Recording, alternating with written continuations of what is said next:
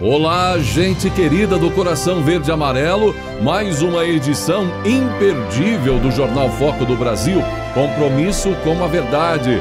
Mais uma vez queremos saber de onde você nos assiste, em qual lugar maravilhoso do Brasil ou do mundo você está assistindo o Jornal Foco do Brasil. Diga aí, participe do chat ao vivo, veja se o sino de notificações está ativado, é muito importante. E vamos agora às notícias desta edição. O presidente Jair Bolsonaro, não obstante tomadas de decisões polêmicas também do dia, marcou a segunda-feira com um jejum e oração pelo Brasil. Ele não só participou da iniciativa, mas pediu aos brasileiros a participação também. Seguiremos lutando com todas as nossas forças contra o vírus e o desemprego, pela vida, mas sem abrir mão da dignidade de cada um. A batalha é dura e dolorosa, mas juntos, ao lado de Deus, nós venceremos. Abençoado seja o nosso Brasil e o povo brasileiro. Bem-aventurada é a nação cujo Deus é o Senhor, citando o Salmo 33:12, postou o presidente Bolsonaro. E em uma segunda-feira anunciada por ser de jejum e oração pelo presidente, não faltaram notícias e mudanças. E no fim do dia, o presidente Jair Bolsonaro anunciou a alteração de comando em 6 ministérios. No saldo final, 3 ministros saem e 3 ministros entram no governo. 3 ministros mudaram de pasta. Pelo Facebook, o presidente anunciou: alteramos a titularidade de 6 ministérios nesta segunda-feira, 29. As seguintes nomeações serão publicadas no Diário Oficial, a saber: Casa Civil da Presidência da República, General Luiz Eduardo Ramos Batista Pereira; Ministério da Justiça e Segurança Pública, Delegado da Polícia Federal Anderson Gustavo Torres; Ministério da Defesa, General Walter Souza Braga Neto; Ministério das Relações Exteriores, Embaixador Carlos Alberto Franco França; Secretaria de Governo da Presidência da República, Deputada Federal Flávia Arruda; Advocacia Geral da União, André Luiz de Almeida Mendonça. Portanto, o general Walter Braga Neto deixou a Casa Civil e assumiu a Defesa. O general Luiz Eduardo Ramos deixou a Secretaria de Governo, vai assumir a Casa Civil. André Mendonça deixou a Justiça para voltar a ser advogado-geral da União, função que já exerceu entre janeiro de 2019 e abril de 2020.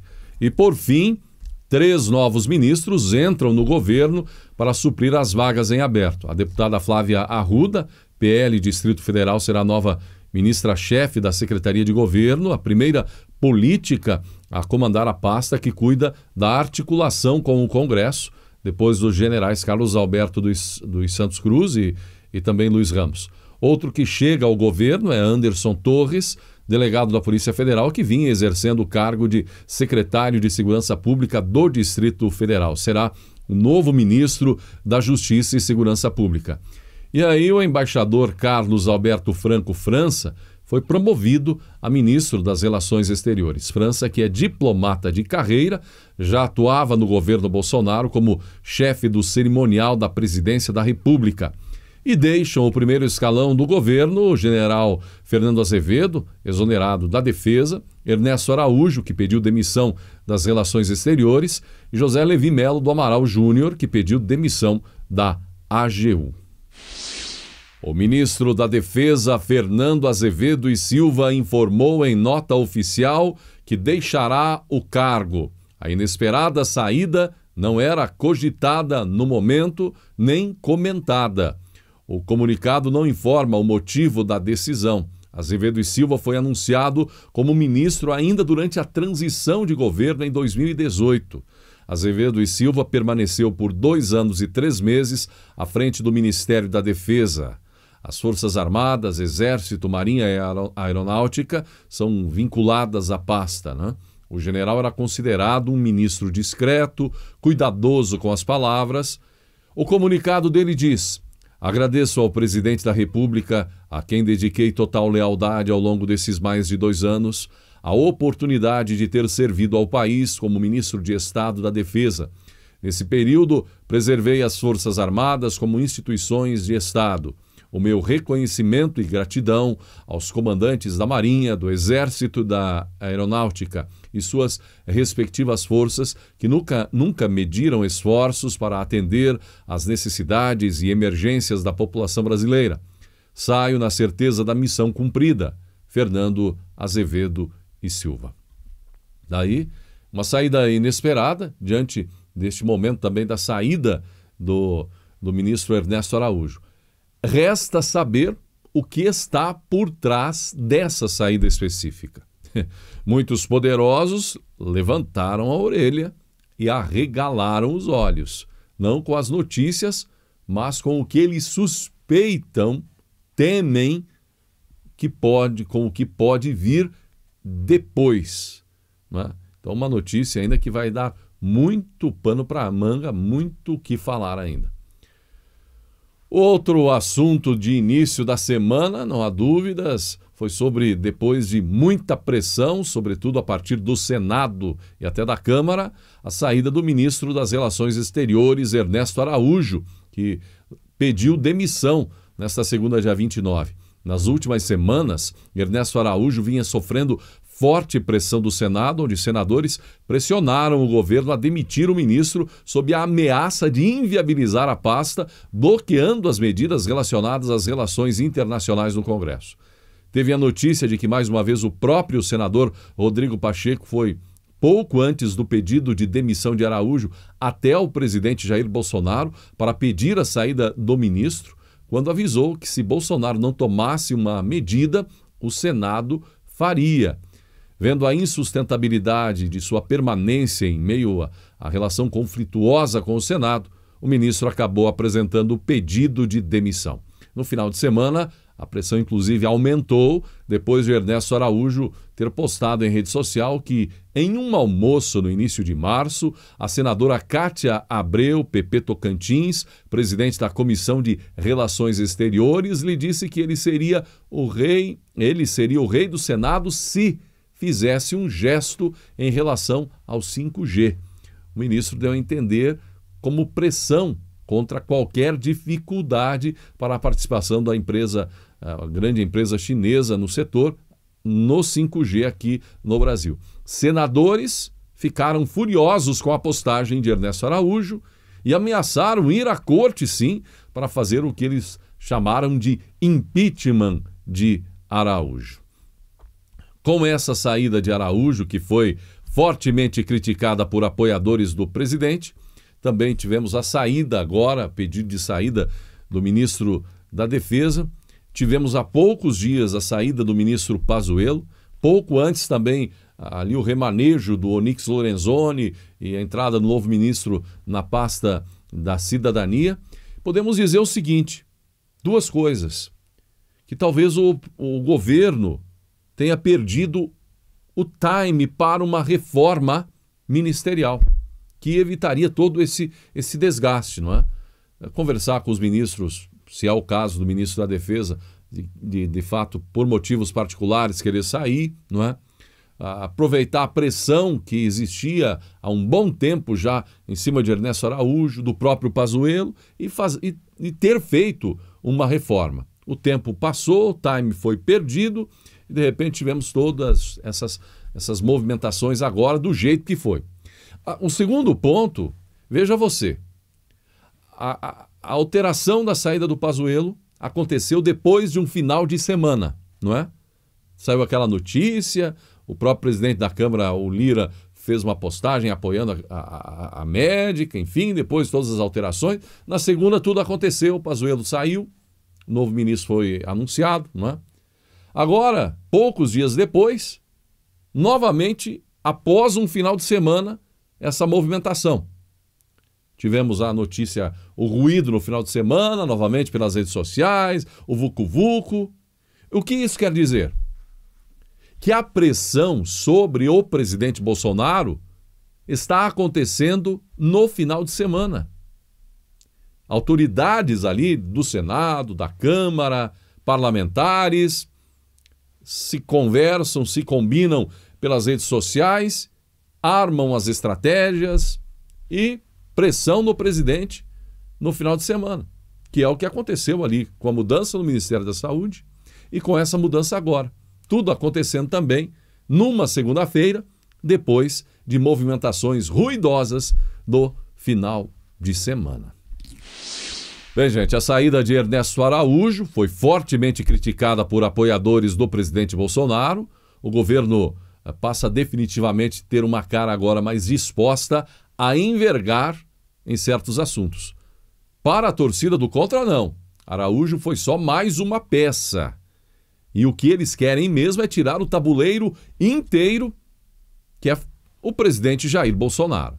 Porém, para muitos dos apoiadores do presidente, mesmo que a contragosto, o próprio presidente já vem sendo obrigado a ceder e faz tempo, porque senão, de fato, neste cenário estabelecido no Brasil, o regime presidencialista fica inviável, ingovernável, se é que já não está. De toda forma, pelo menos, espera-se que seja uma página virada esta, e que os senhores senadores, ao invés de ficarem perdendo tanto tempo, inclusive com esse episódio vergonhoso de ficar discutindo o gesto, isso e aquilo, parece que tem até nessa semana aí o tempo perdido como uma moção, não é? Moção contra o assessor desse gesto no Senado. Os senadores que se atenham aos assuntos importantes, trabalhem e ajudem e façam acontecer mais. Será que não tem mais assunto importante no Senado?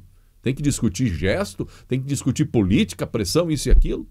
Para nós brasileiros, todas essas guerras, todo esse blá blá blá, é tempo perdido para o mais importante que temos a fazer: frear a pandemia, salvar vidas, salvar a economia, acabar com esses atos vergonhosos contra a liberdade do povo brasileiro em muitos estados e até com as restrições que no momento são necessárias em função do desespero que muitos municípios e estados se encontram no momento. Então, trabalhar é urgente. Enquanto o Ministério da Saúde começa a quebrar recordes do envio de doses de vacina aos estados e municípios, inclusive com o envio nesta semana de 11 milhões de doses aos estados e municípios, talvez a meta aí de Queiroga seja alcançada já, com mais de 1 milhão de doses aplicadas diariamente aqui no Brasil. Queiroga, que inclusive liberou mais de 44 milhões de reais agora para custear 1.031 leitos de UTI em 14 estados. Então vimos, enquanto tudo isso está acontecendo aí por parte do Ministério da Saúde, boas notícias, vimos outras coisas realmente tristes acontecendo. Primeiramente, esse número absurdo de vidas perdidas. E os estados e municípios, a quem foi delegado grande poder na pandemia, sofrendo reveses atrás de reveses, com dificuldades até para darem conta do oxigênio aos que precisam. E por isso estamos vendo muitas cargas, inclusive de oxigênio, sendo enviadas pelo Ministério da Saúde também para socorrer lugares Brasil afora. Estamos, então, vendo a guerra a favor e também contra as restrições. Restrições que ainda, nos números, mostram resultados pífios, com São Paulo, um dos estados onde a medida foi aplicada mais fortemente, quebrando sucessivos recordes de mortes e problemas. Depois, esses episódios que pipocam nas redes sociais, onde força aí é usada, abusos acontecem contra cidadãos. A controvérsia, cidadãos burlaram as restrições, autoridades acabaram com a liberdade, e então entra a polícia no meio, guardas, o caso do Wesley, o policial, e tudo o que estamos vendo, de qualquer que seja o lado. Da mesma forma que tem abusos na força, tem abusos de gente se expondo, sim, e expondo os outros. Veja o caso de bailes e festas que continuam acontecendo para lá e para cá, no Rio, São Paulo. Agora os casos da violência contra cidadãos, contra pais de família, gente, terrível isso. E por fim, nos últimos dias também vimos a decisão que acabou com a Lava Jato, decisão que foi aplaudida por muitos políticos que não querem o rigor da lei no combate à corrupção, porque estiveram investigados sob suspeitas ou em vias de serem investigados pela própria operação. A decisão que foi vista pelos brasileiros do coração verde e amarelo como um desastre, porque os brasileiros de fato querem um rigoroso combate à corrupção. E aí tivemos esse revés, essa derrota em uma das maiores ações contra a corrupção neste país da história, que foi a Lava Jato, destruída agora. Veja que não falei o nome do presidente Bolsonaro neste comentário, mas a torcida do contra quer fazer o povo brasileiro acreditar que tudo o que acontece no Brasil de ruim é culpa do presidente. Fazem o possível, no entanto, para esconder os avanços que o presidente tem proporcionado ao país. Como, por exemplo, se vimos a Lava Jato ir para o ralo na última semana, estamos vendo o governo avançar rumo aos 2 anos e meio sem escândalos de corrupção, algo inédito há um bom tempo. E na realidade direta sua, brasileiro, do brasileiro, o governo Bolsonaro, agora mais uma notícia importante, deu um socorro financeiro bilionário em 2020 aos estados e municípios e está repercutindo agora mais informações referentes a isso, de forma que as finanças públicas estaduais e municipais fecharam o ano de 2020 praticamente ilesas à pandemia de Covid-19. Enquanto o governo federal teve um rombo histórico e viu a dívida pública aumentar, governadores e prefeitos registraram a maior disponibilidade de caixa dos últimos 20 anos e encerraram o ano no azul, no melhor resultado primário desde 1991. Repito, em plena pandemia, o melhor resultado primário para estados desde 1991 em caixa, estados e municípios. O conjunto dos estados e municípios teve um superávit primário de 38,75 bilhões de reais no ano passado, de acordo com dados do Banco Central. Esse é o montante em que as receitas superaram as despesas. O resultado é o melhor da série histórica iniciada em 1991. Até então, o recorde tinha sido registrado em 2011, quando o superávit foi de 32,9 bilhões. O resultado do ano passado também foi mais que o dobro do registrado no ano anterior, em 2019, quando as contas dos governos locais ficaram no azul em 15 bilhões de reais. A conta da Covid-19 sobrou toda para a União, incluindo a maior despesa, que foi com o auxílio emergencial, que custou 293,11 bilhões aos cofres públicos em 2020, e a segunda maior foi a ajuda a estados e municípios, que totalizou uma injeção direta de 78 bilhões de reais, incluindo transferências constitucionais e extras. Somente com o socorro extra, a União repassou 60 bilhões a estados e municípios em 4 parcelas já pagas entre junho e setembro. Foram 10 bilhões destinados a ações de saúde e assistência social, sendo 7 bilhões a governadores e 3 bilhões a prefeitos. 50 bilhões de reais tiveram aplicação livre, sendo 30 bilhões para os estados e 20 bilhões para os municípios. A União também suspendeu o pagamento de dívidas dos governos locais. Com isso, os prefeitos e governadores tiveram uma folga de 65 bilhões de reais, totalizando a ajuda extra do governo federal aos governos locais em 125 bilhões. O Executivo realizou ainda as transferências constitucionais previstas em lei, liberando 16 bilhões de reais para os fundos de participação dos estados e municípios. Isso está no jornal Gazeta do Povo do Paraná. Mas isso tudo, a maioria da imprensa que bate em Bolsonaro, dos oposicionistas, eles não acreditam ao presidente. Certas emissoras de TV por aí não se dão o luxo nem sequer de noticiar a respeito. Afinal, a notícia é boa, e se a notícia é boa para eles, elas não existem. A notícia boa não é culpa do presidente, não vamos divulgar. E agora temos pela frente os avanços mais importantes que estão por acontecer neste ano, mas que dependem da boa vontade da Câmara e do Senado. Resta saber se agora, com o objetivo alcançado, Ernesto Araújo fora do páreo, qual será, se é que vai ter uma nova desculpa no Congresso para andar a passos de tartarugas em relação ao que precisa fazer pelo Brasil. Esperamos que não tenham mais tempo a perder, porque, sinceramente, só pode ter sido para tentar tirar o ministro mesmo a lambança com o gesto do assessor do governo no Senado. Quanto tempo perdido em discussão, quanta energia perdida, enquanto temos essa agenda de reformas e decisões que podem mudar de verdade o futuro seu, o futuro do Brasil para melhor.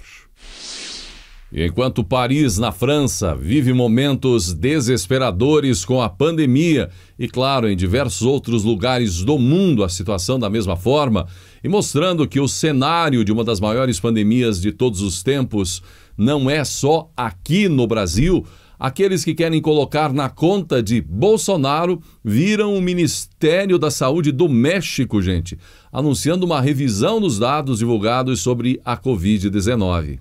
Embora a Secretaria de Saúde do México tenha confirmado 201.429 óbitos por Covid-19, o número real pode ter ultrapassado os 300 mil, como reconheceu o governo do país. O relatório atualizado de excesso de mortalidade no México informou que até a sexta semana de 2021, que terminou no dia 13 de fevereiro, o país já havia registrado 294.287 mortes relacionadas à doença desde fevereiro de 2020. Esse número supera em 120.576 a 173.711 mortes oficiais reportadas pelo governo no relatório técnico diário de 13 de fevereiro. Pelos novos comunicados emitidos pela Secretaria, o país tem pelo menos 322.365 mortes causadas pelo coronavírus. Apesar de o México ser reconhecido como o terceiro país com mais mortes por Covid-19, este novo número ultrapassa os 310.550 reportados pelo Brasil, segundo colocado de acordo com a Universidade Johns Hopkins. Desde o início da pandemia, o México aposta em uma estratégia que consiste na realização de poucos testes. Especialistas advertiram que as contas diárias da Secretaria de Saúde costumam excluir as pessoas que morrem em casa por não terem acesso a serviços sanitários. O relatório detalhou que sua metodologia consistiu em utilizar como variável a causa de morte registrada nas certidões de óbito. Infelizmente, a doença assola todo mundo, mas aqui no Brasil é uma questão política, como a gente vem falando. Enquanto isso, talvez, quem sabe, verdadeiros responsáveis, aqueles que esconderam a doença no início da pandemia, estão tranquilos, sem medo de serem cobrados ou punidos por toda essa tragédia que abalou o mundo. Alguns desses, inclusive, ganhando muito dinheiro com isso. De Brasília, Andréa Luiza Matias. E a situação das empresas de turismo e eventos na pandemia, gente, quanta dificuldade. Representantes das empresas brasileiras de turismo e eventos pediram atenção especial do governo federal ao setor que precisou interromper suas atividades em razão da pandemia de Covid-19 no Brasil.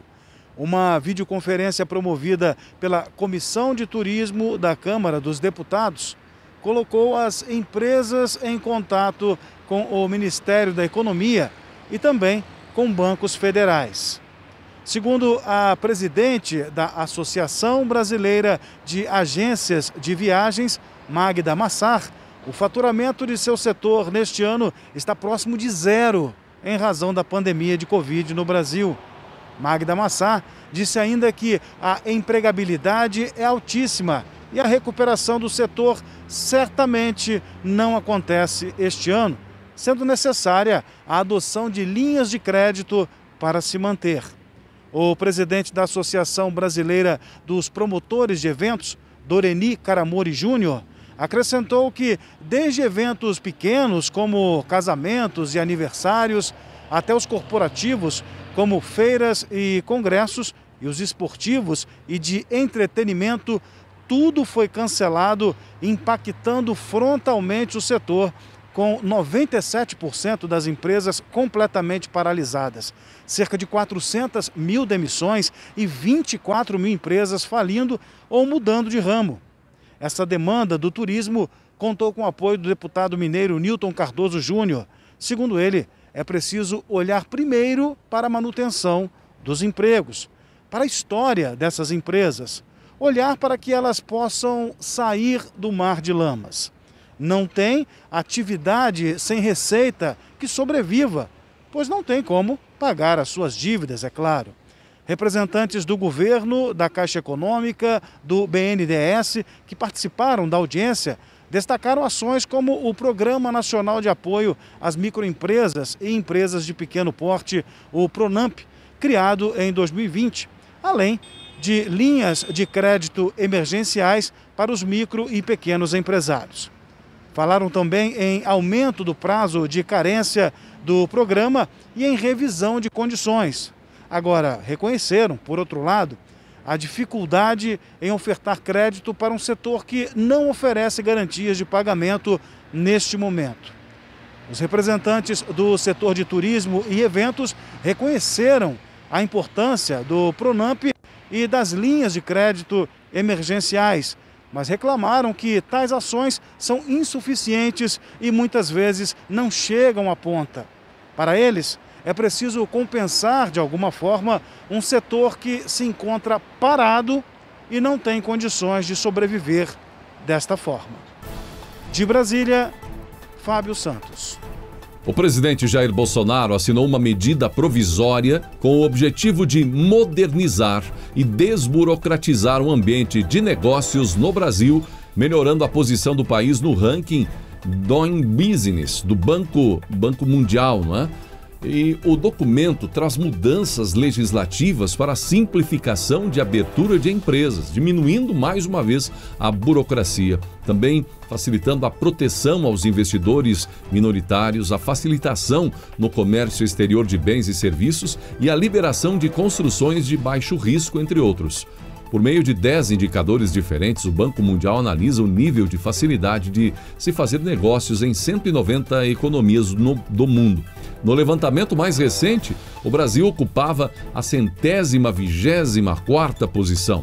De acordo com o Ministério da Economia, a MP deve elevar o Brasil da 18ª para levar o Brasil de 18 a 20 posições no ranking. O objetivo do governo Bolsonaro é, até 2022, colocar o Brasil entre os 50 melhores países para se fazer negócios. A assinatura da MP aconteceu em rápida cerimônia no Palácio do Planalto. A expectativa do governo é que a proposta tramite e seja aprovada no Congresso Nacional ainda neste ano. Enquanto que na segunda-feira vimos o vice-presidente Hamilton Mourão tomar a vacina. Foi vacinado o Mourão.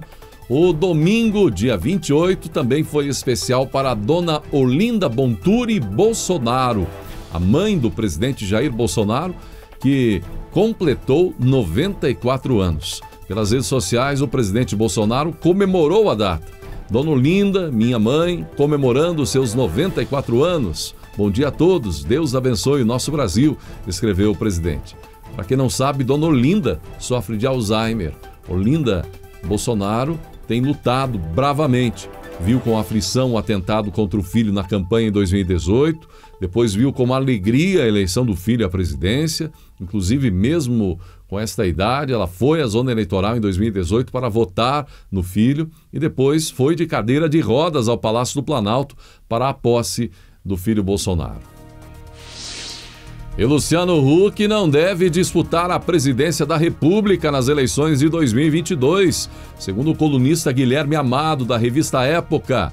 Amado destacou que é dado como praticamente certo já que o apresentador não vai mais se candidatar e seguirá na TV. A suposta decisão acontece durante uma fase de mudanças na Globo. Executivos da emissora e membros da família Marinho teriam pressionado Huck para que ele adie sua entrada na política. O objetivo seria ter Luciano no lugar que Faustão deixará vago na emissora já em 2022. E ainda sobre a Globo, sem papas na língua, o tricampeão mundial de Fórmula 1, Nelson Piquet, fez um comentário ácido contra a emissora durante o programa Show do Esporte na Band, a transmissão que marcou a cobertura de estreia da Fórmula 1 no canal paulista após 41 anos sendo exibida pela Globo. Piquet disse estar feliz porque a competição largou essa Globo lixo. e que estava ao lado de dois ex-funcionários da Globo, Reginaldo Leme e Glenda Kozlowski, que riram muito com a frase do ex-piloto. E pode ter mudança na forma de pagamento de dívidas com o fisco. O projeto de lei complementar 111/20 permite que contribuintes em débito com o fisco possam quitar as dívidas com bens móveis, como veículos, máquinas e ações. A proposta tramita na Câmara dos Deputados. O texto é do deputado paranaense Gustavo Freucht e altera o Código Tributário Nacional. Hoje é possível pagar dívida tributária com bens imóveis, como lotes e casas, mas não com móveis, pois não existe previsão legal. Segundo Gustavo, o momento de crise fiscal, marcados pela expressiva perda de capacidade financeira dos agentes econômicos, torna-se necessário permitir meios inovadores de extinção do crédito tributário e alteração da lei por conta de um momento tão grave de pandemia. O projeto do deputado estabelece condições para evitar o uso abusivo da nova regra. Assim, os bens móveis somente poderão ser usados para pagar créditos inscritos em dívida ativa durante período de estado de calamidade pública e até o limite de valor aplicável. As compras dispensadas de licitação.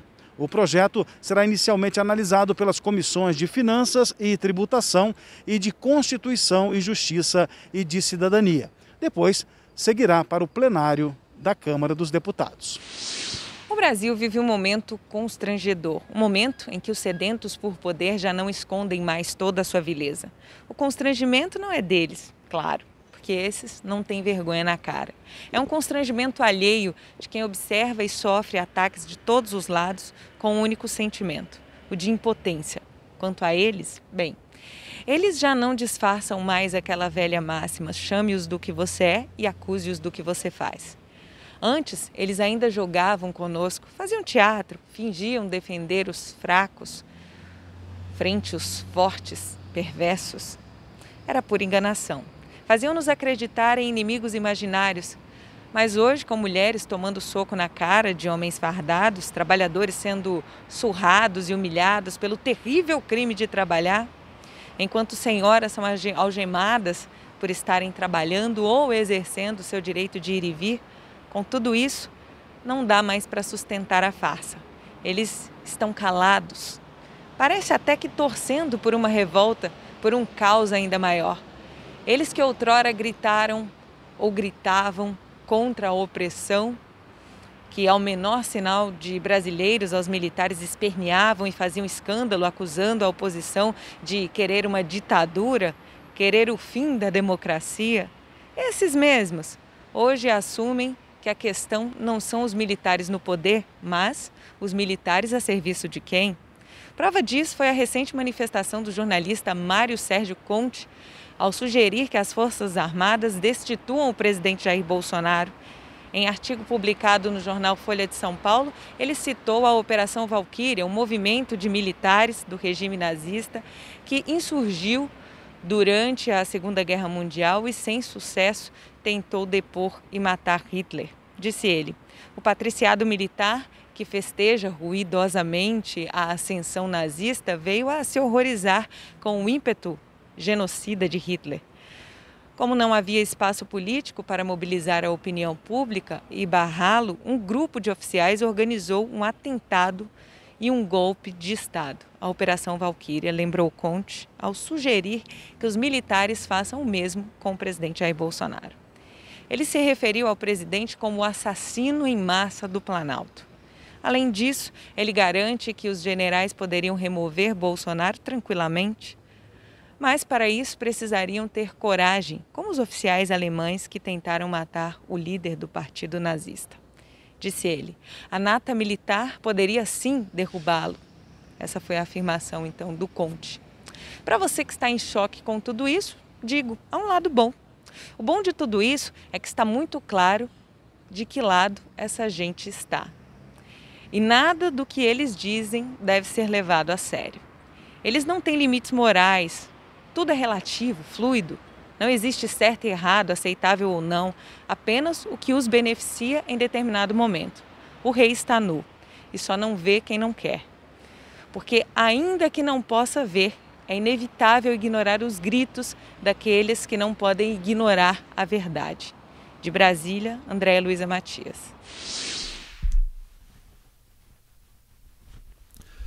E no final da agenda desta segunda-feira, mais um momento especial do presidente Jair Bolsonaro com apoiadores.